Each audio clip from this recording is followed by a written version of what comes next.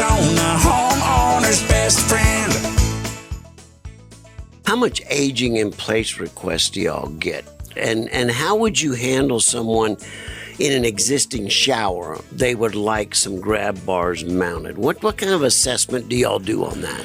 Yeah, we're honestly a little resistant on an existing shower. We do grab bars all the time. We're not afraid of those, but we want to make sure you do it properly. So we want to make sure there's appropriate framing and support in place, because you don't want to put a grab bar into a wall that's not capable of holding somebody's weight. I mean, in the case that you need that grab bar, it really needs to be mounted extremely securely. Yeah, exactly. So we do it quite a bit in the remodels that we do. We get a lot of requests for grab bars, but we'll go in and make sure that there's adequate framing, that they're placed in a place where for years you know that you can grab that and be safe.